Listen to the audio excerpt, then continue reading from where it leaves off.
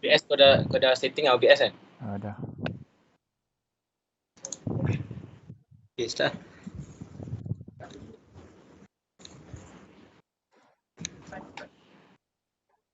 Okay. Assalamualaikum dan selamat sejahtera semua. Hari ini kita akan membuat satu temu bual bersama dengan salah seorang scriptwriter yang berpengalaman dalam industri. Tak kisah perfilman ataupun dalam industri media ni . Jadi kita bersama dengan Puan Sulia yang memang sangat famous di kalangan budak-budak politeknik. Jadi Puan Sulia, boleh kenalkan diri? Kenalkan diri. Nama saya Siti Sulia binti Saleh dan saya mengajar di Politeknik. Aku Syed Sirajuddin dalam bidang video dan pengajian filem. So major saya adalah script writing dan saya sebenarnya adalah part time je script writer, tidak full time sebab tak ada masa. Yang tu saja Puan. Puan dah berapa lama ada berkecimpung dalam script writing ni? Saya rasa tak lama. Baru lagi, lebih kurang dalam 10 tahun macam tu lah. Baru. Oh. Okay, Adil, kita mulakan dengan beberapa soalan. Okay, tanpa melengahkan masa, kita mulakan dengan soalan pertama. Okay, so soalan pertamanya, bagaimana production kat Malaysia ni mendapatkan skrip untuk produksi mereka, Puan?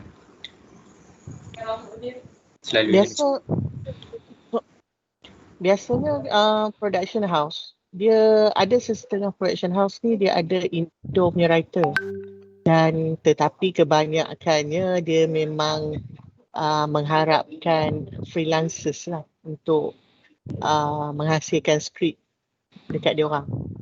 So, maksudnya dia orang kenal mana-mana freelancers punya writer dan dia orang hire writer tu untuk menulis skrip.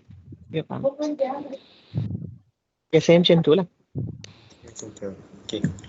So seterusnya, adakah production house kat Malaysia ni, diorang ni untuk mendapatkan skrip tu, adakah mereka ini menggunakan ejen selalunya?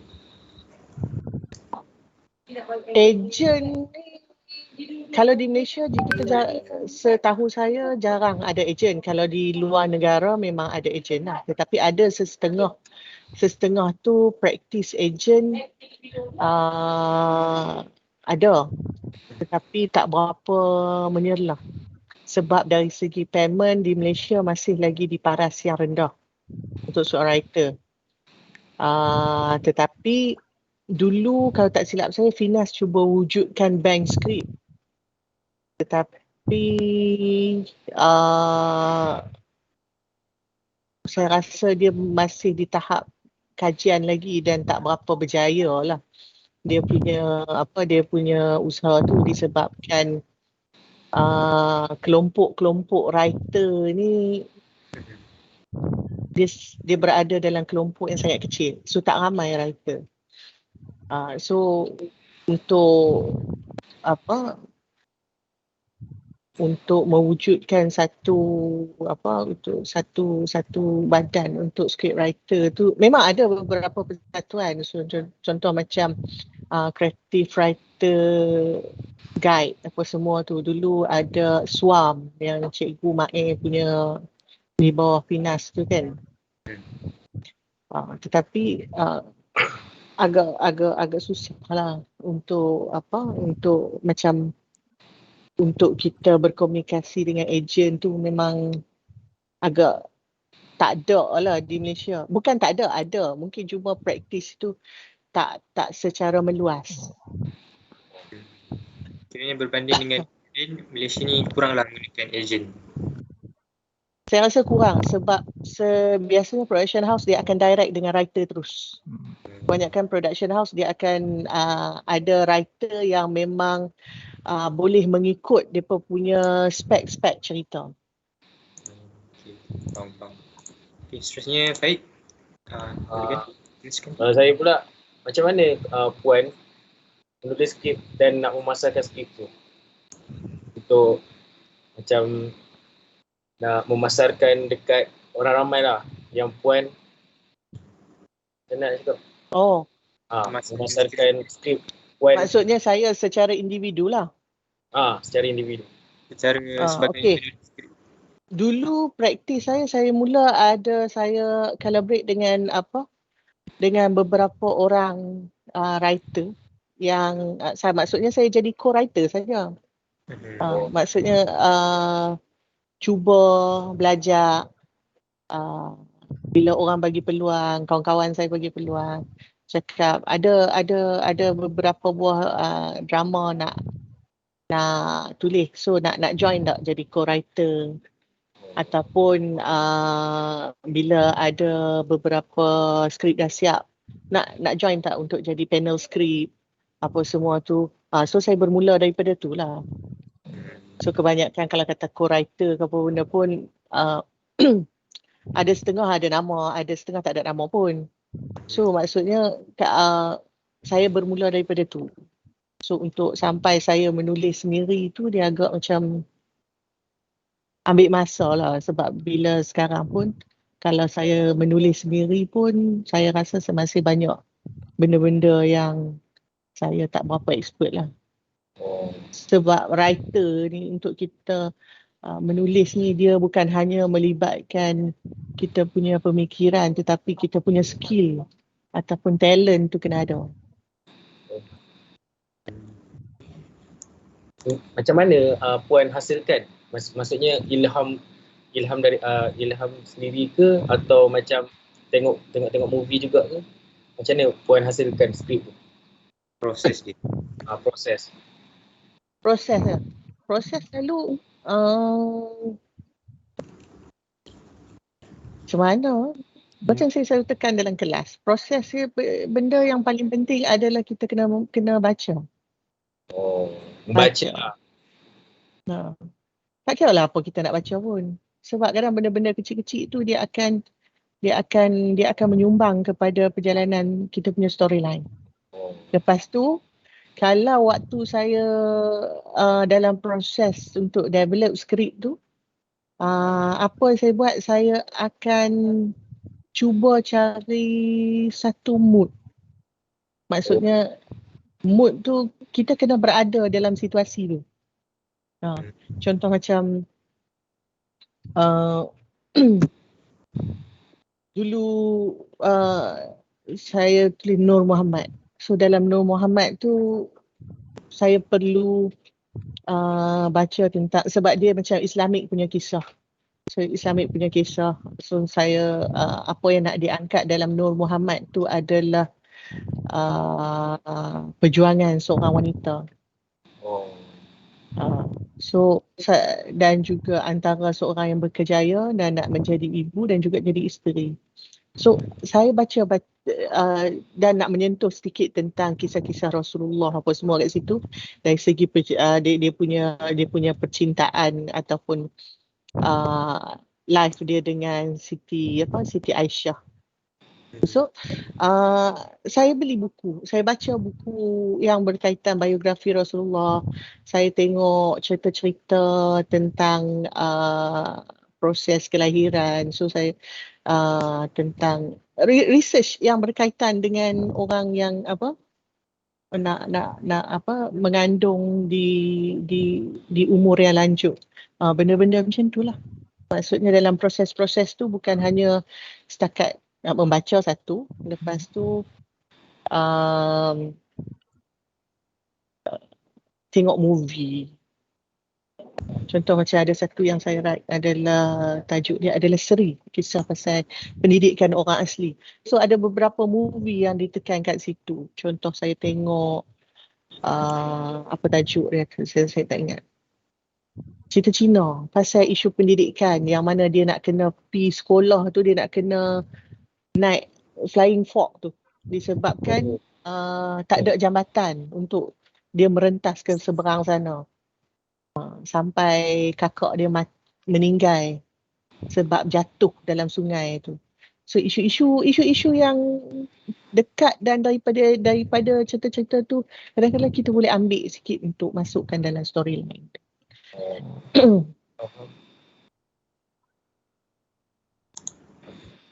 Syazani, teruskan. Jadi soalan seterusnya, bagaimana dengan penetapan harga sesuatu skrip? Penetapan harga sesebuah skrip ni dia bergantung kepada script writer tu. Maksudnya script writer tu orang baru atau orang lama. Macam saya orang baru murah sikit lah. Kan?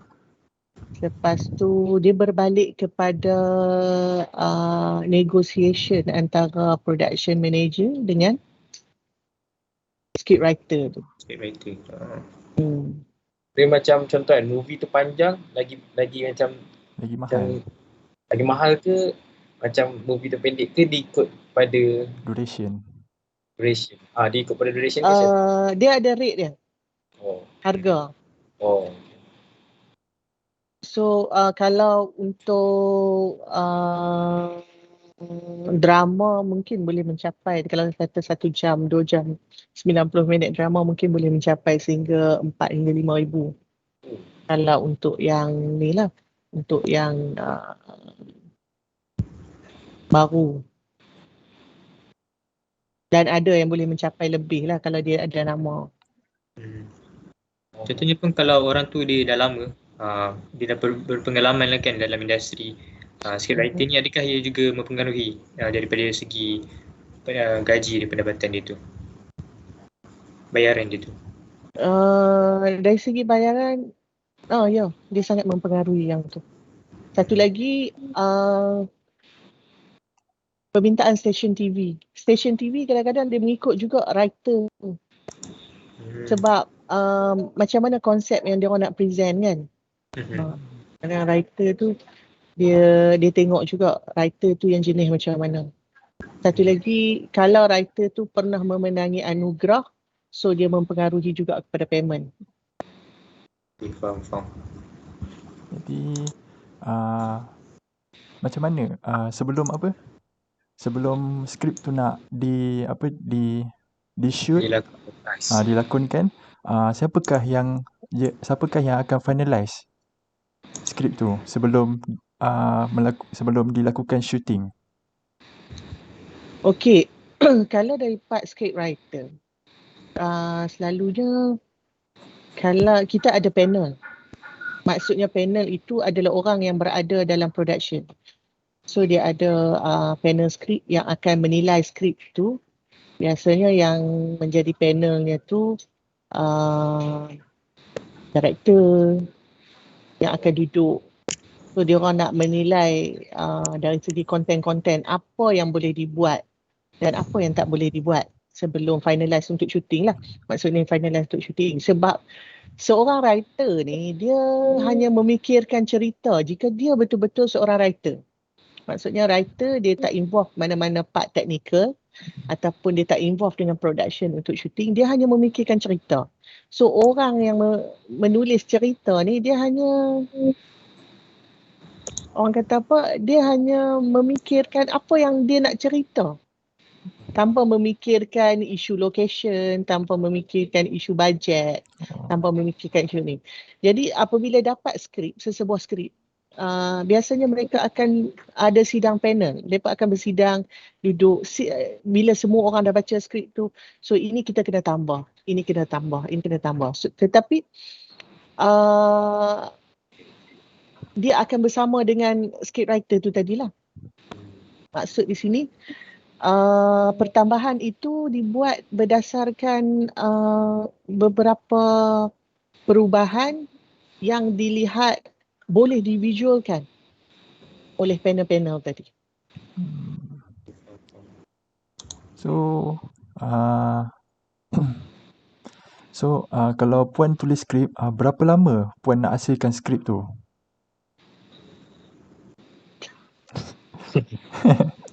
hasilkan Contoh skrip dalam tu. sejam lah, 1 jam. Dalam 60 minit berapa lama Puan ambil masa untuk siapkan skrip?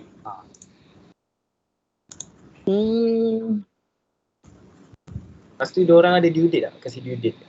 Ya, due date ada. Oh. Sebab stesen TV dia hanya bagi 3 bulan untuk kita hantar produk yang dah siap untuk penilaian pertama. Oh. So maksudnya sebelum tu kita dah prepare lah kan. So sebab kalau tak siap skrip tak boleh buat apa. Maksudnya production tak boleh jalan kalau tak siap skrip. Jadi biasanya mula-mula skrip pertama saya tu memang waktu tu saya tak ada experience untuk menulis seorang. Belum ni ada jika saya jadi co-writer banyak bergantung kepada main writer lah kan. Ambil masa, sangat struggle. Satu skrip untuk 90 minit tu saya boleh menjangkau sebulan untuk siapkan. Tetapi apabila next skrip lepas tu dia tak lama sangat lah. Lebih kurang dalam 2 minggu saya dah boleh polish untuk skrip tu. Untuk siapkan skrip dalam 90 minit. Sebenarnya proses yang paling susah tu adalah waktu nak buat treatment, nak develop jalan cerita. Jadi bila kita ada jalan cerita tu, bila kita rewind balik treatment babak pertama untuk kita hasilkan skrip, untuk kita hasilkan dialog tu, kita dah ada dah apa benda yang kita nak buat kat situ. So dia lebih mudah lah di situ. So kita dah ada dah dalam kita punya ruang lingkup cerita tu. Okay, Aidin? So kan, selain daripada penulis skrip, siapa lagi orang yang terlibat dalam penulisan skrip ni? Selain daripada penulis skrip.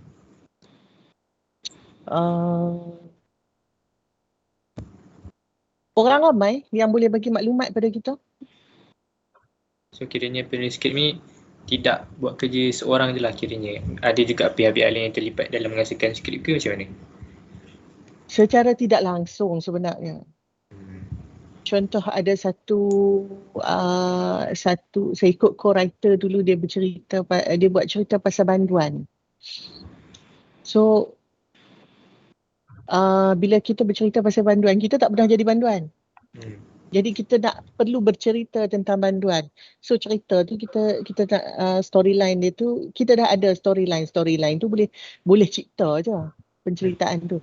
Tetapi the real visual imagination macam mana banduan tu kita tak ada. Jadi apa yang kena buat adalah kena pergi penjara lah. Kan minta masuk penjara, bagi tahu, buat surat elok, dan bersembang dengan banduan-banduan di situ. So dari situ yang kita boleh create insiden-insiden, dialog ada yang situ. Macam itulah maksudnya. Script writer ni dia bukan hanya menulis seorang diri, tetapi dia memerlukan bantuan-bantuan lain, orang-orang lain untuk sama-sama support untuk konten dia tu. Okay. So Puan, kalau di Malaysia ni standard format skrip tu macam mana selalunya? Dia sebenarnya dalam skrip dia tak ada satu format yang mengatakan ini adalah format skrip yang semua orang perlu follow. Kadang-kadang dia based on school of thought, kadang-kadang dia based on mazhab, orang bagi dia based on production. Yang mana bila kalau di dalam industri kita tengok benda tu, ini skrip, kita faham. Ini adalah skrip. So dia ada lah dari segi adjust dia punya format kepada dialog, apa semua tu lebih kurang standard saja. Tetapi dari segi heading apa semua tu dia sebenarnya structure. Kadang-kadang info tu sama je. Tetapi cara penyusunan tu kadang-kadang berlainan antara production dan antara writer. Okay. So kalau kita nak menentukan panjang skrip tu dengan berbanding masa tayangan, macam mana itu Puan? Macam mana? Nak menentukan panjang skrip dengan masa tayangan. Macam mana Puan buat? Macam mana Masa Puan tayangan. Berbanding dengan skrip. panjang skrip tu macam mana Puan nak menentukan apa duration Screenplay. Okay. Standard estimate satu page 1 minit. Itu yang estimated lah. Yang standard punya satu page 1 minit. Jadi kalau kata kamu buat untuk telemovie 90 minit, 120 minit, dia akan perlu buat 90 minit. 120 tolak 90, berapa?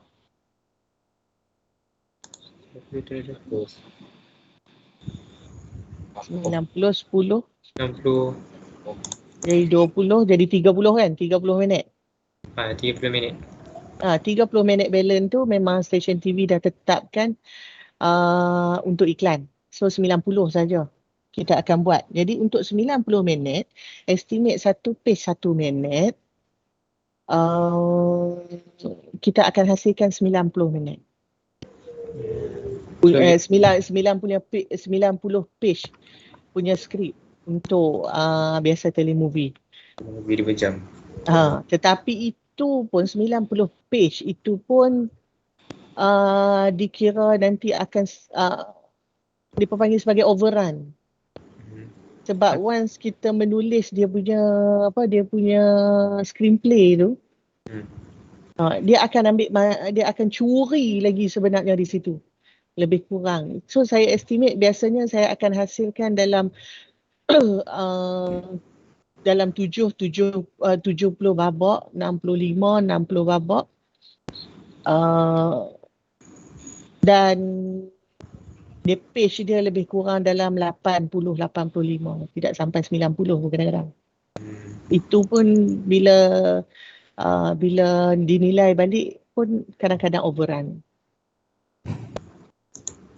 Soalan terakhir Puan. Okey.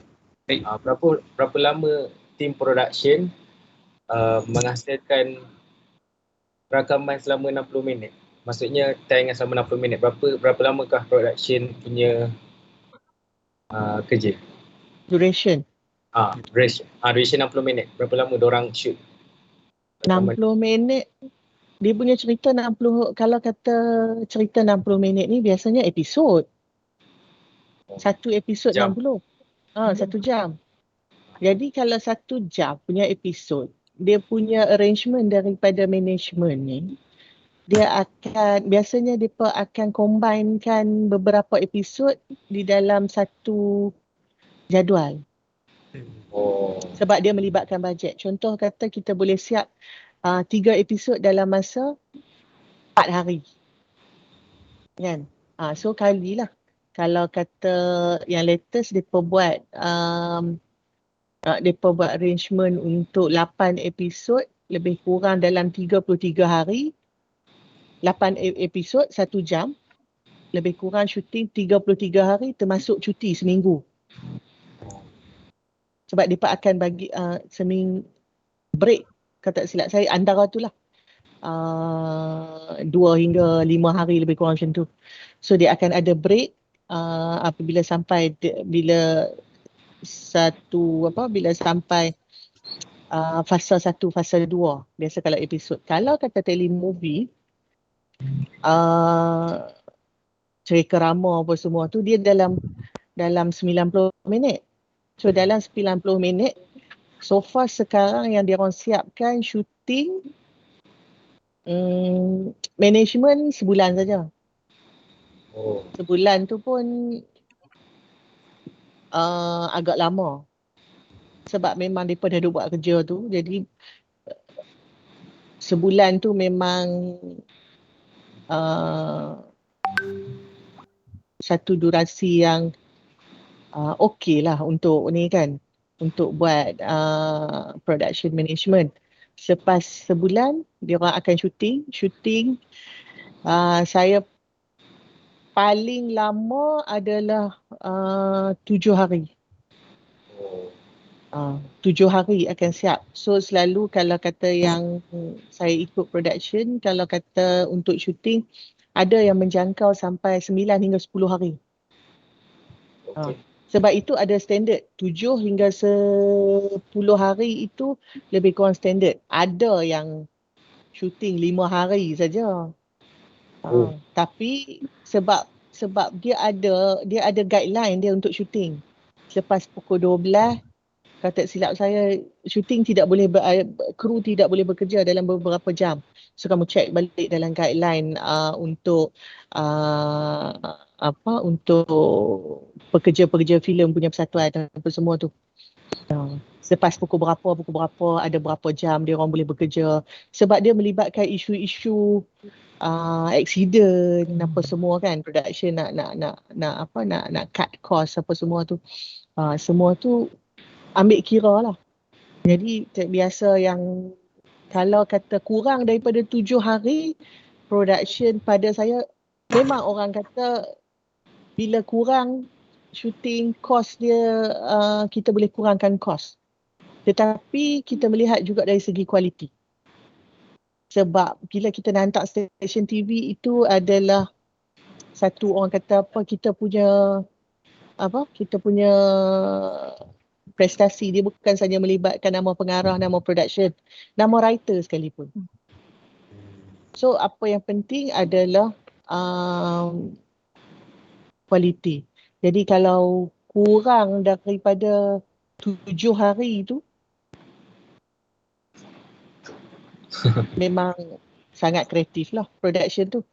Selalunya antara 7 hingga 10 hari. Ada yang menjangkau 11 hingga 12 hari. Sebab kalau kata ikut shooting ni, penetapan dia bukan setakat sesebuah skrip saja. Tetapi package untuk rental equipment, apa semua tu, dia pada ada package. Berapa hari kita nak? Di situ. Menjawabkan soalan? Jawab.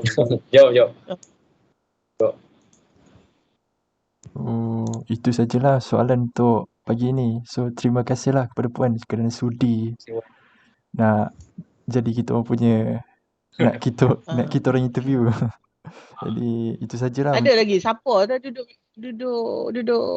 WhatsApp saya pun tak tahu. Siapa Puan? Ada orang lain Apa? ke? Ada orang lain? Oh. Dia duduk tanya saya jual skrip kau benda kau. Saya macam jual skrip. Puan jangan layan, biar. Okay, Wan. Terima kasih. Terima kasih, Wan. Terima kasih. Okay. Terima kasih.